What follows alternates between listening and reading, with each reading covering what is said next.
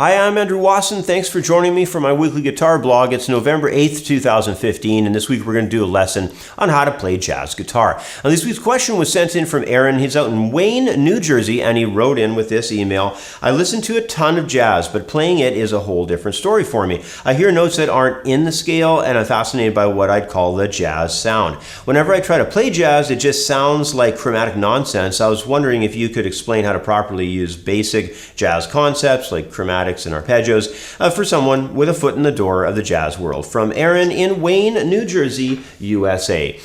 Well, thanks for writing in, Aaron. You know, jazz guitar is one of those styles that requires a traditional approach to learning it properly. Much like classical guitar, the only way to really understand jazz is to purchase a real book of jazz standards, and I have my old beat-up real book here. It's like, falling apart. You can tell I've had this for about 25 years, and I've just used the daylights out of it. It's really what you have to do to start learning all the traditional pieces and learn the melodies, learn the chord changes, and learn the theory of all the harmonic devices. And don't expect much from learning jazz out of the book or out of just learning some songs until you've gotten a lot going on. Like, I'd say at least 40 songs, and then you're gonna have a pretty good foundation of what's going on with jazz. I'd also highly recommend getting a good jazz guitar teacher as well. They're going to help you a lot. But in this video, I want to introduce a few of the basic ideas that'll, help you get going or get started down the road of learning how to play jazz melody. Well, the first idea I want to look at is the idea of understanding the structure of the types of chord that are typically used in a jazz guitar piece.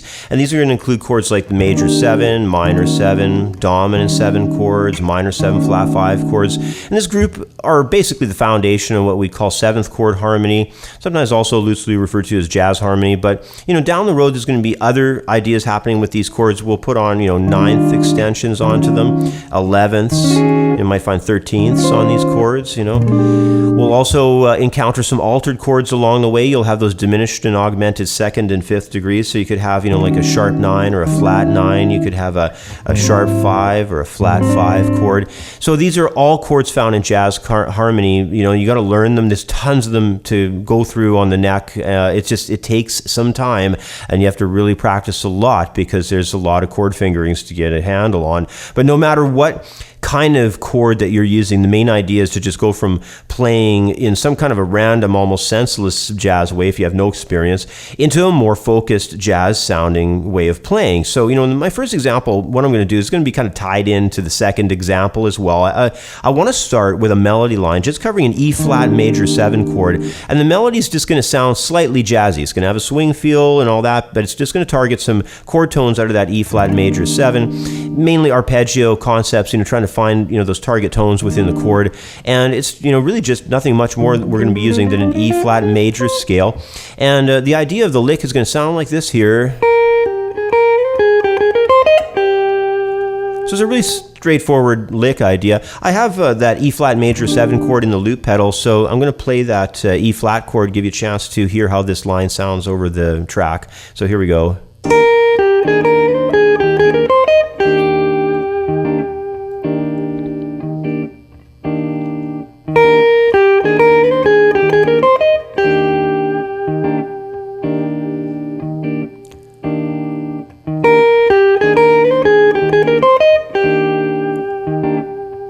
All right, so what we're doing there is we're targeting chord tones of the arpeggio associated to the underlying chord of E flat major. It's kind of the first step to playing a jazz melody line. So what you're going to need to do is study arpeggios of 7th chord harmony type. So you're going to need to know your major 7 arpeggio, minor 7 arpeggio, dominant 7th, and of course the minor 7 flat 5.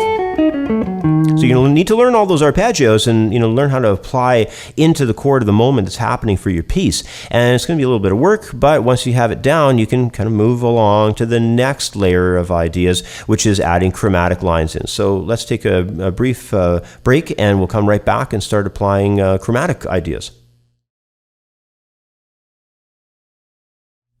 All right, what I want to do next is take this simple E flat major scale melody line that we started with, which just targeted the B flat and G tones, and by adding in some chromatic passing tones, I want to allow it to have a better connection to the chord tones by just switching it up more into a sound that kind of promotes more of a jazz effect rather than just a connection to the chord tones themselves. Now, to do this, we need to analyze the tones of the chord and make connections for where the strength of our line can be enhanced by chromatic passing tones. So chromatic passing tones aren't just as simple as, we're just going to chuck them in anywhere. We want to ramp up into the arrival of a chord tone, and that's going to allow the listener to kind of better anticipate and kind of, give you that sort of feeling of anticipation exactly where we're headed to, so that we understand the chord tones as not only sounding stronger, but feeling stronger in the rhythm as well.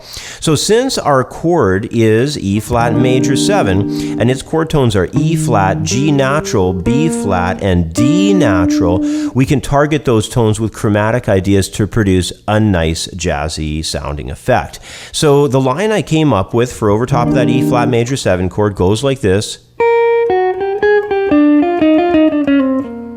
You can hear that when we drop down the string, the third string, we're going right down from 8th fret, 8, 7, 6, and 5, and then finally we're winding up into this B flat tone, which of course is the 5th of that E flat major 7 chord. So it's a really neat effect. Really cool sound. Now I have the loop pedal with that E flat major 7 chord in it still. We can fire that up and listen to the line over it. It goes like this.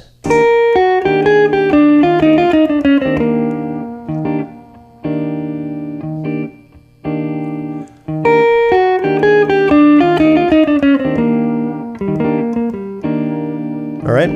Now, what's happening there is the chromatic ideas promote better arrival of the chord tones. In other words, the chromatic use isn't random. It's actually planned with a goal of targeting those upcoming target tones.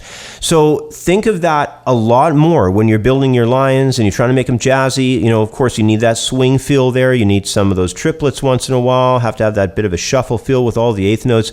But at the same time, you've really got to plan how you're applying everything. So whether that's arpeggio use or it's the use of chromatic ideas, you've got to plan it out, target it out, and really get sorted on how that stuff will be applied. So from this point, we've covered the arpeggio concept slightly there. We've gone over a little bit of an idea on how to use some targeting with chromatics. The next thing is we want to go into some jazz changes and learn how to cover those. So let's do that next.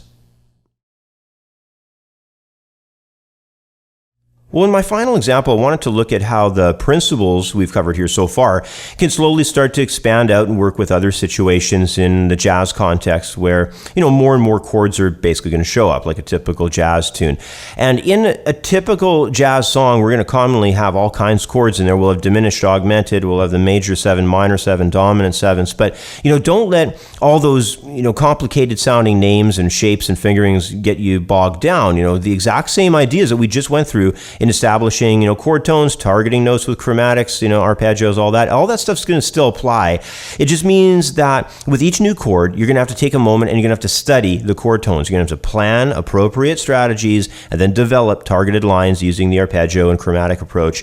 And, as you might have guessed, this is also where learning a lot of jazz songs and having the help of a decent jazz guitar teacher is really going to help push you along to your full potential as a jazz player. So in my last example, I've created a jazz guitar melody line that flows across the chord changes of B flat major 7 into an A minor 7 flat 5, D dominant 7 flat 9, and it's going to resolve to a G minor 7. But first, here's how those chord changes sound.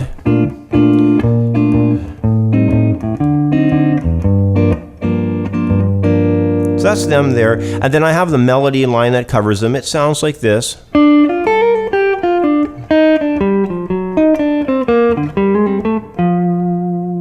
So you can really hear there's targeted lines in there, on that first chord, the B flat major 7. You can really hear some arpeggio tones right through there. And we're just kind of moving across some upper tones as well. It's really part of the equation where you're trying to understand how that chord is going to be brought to life by way of a few specific tones. And the same thing happens when we're covering that A minor 7 flat 5 into the D 7 flat 9. You know, that's another, actually I really like that idea that I put together for that measure. That's sort of a really nice cool sound there. And then we wrap it up into that G minor 7 chord, and we're just going through some chord tones again. You know, it's kind of bringing around different colors in there too. You know, I kind of came in there quickly to an A, which is like a minor 9 on that chord. So, you know, just other elements. As you get better as a jazz player, you're going to be shooting a little bit more for some of those extensions and other ideas too, even altered tones.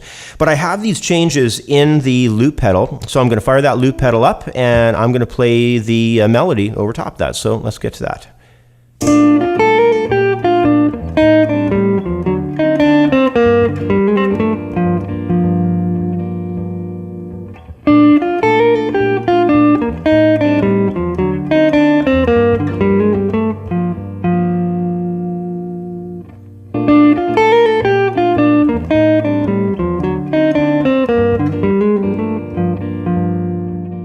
Well, you know, any guitarist who's interested in learning how to play jazz guitar has some work ahead of them. You know, aside from all the listening to the classics and all the study involved with, you know, memorizing arpeggios, scales, understanding the modes, understanding the use of chromatics around the scale tones, and, you know, knowing jazz theory and learning dozens and dozens of jazz standards from the real book.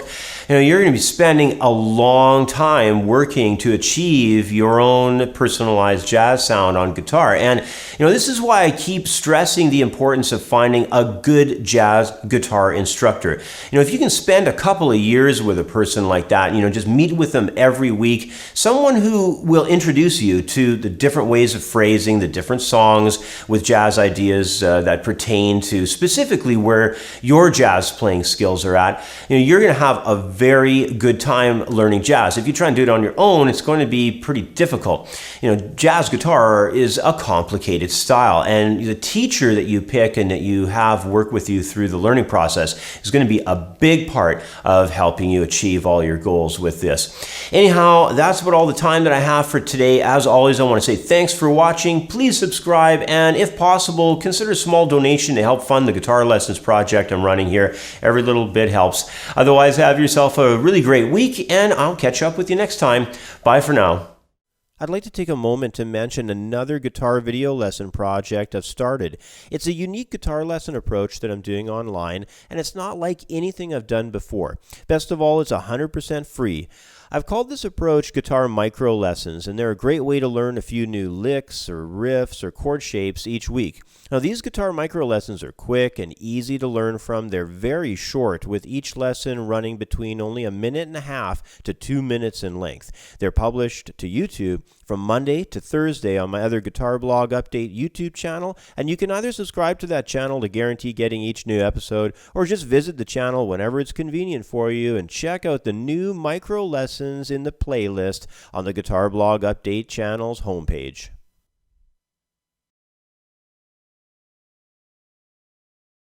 My Blues Guitar Styles ebook is a masterclass course covering a huge amount of information with 8, 12, and 16 bar blues progressions, classic blues styles, plus all the important chord patterns.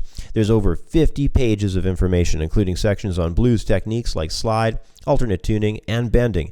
This ebook has everything the guitar player needs for a solid foundation in blues guitar, including 27 MP3 audio tracks for easy at-home study.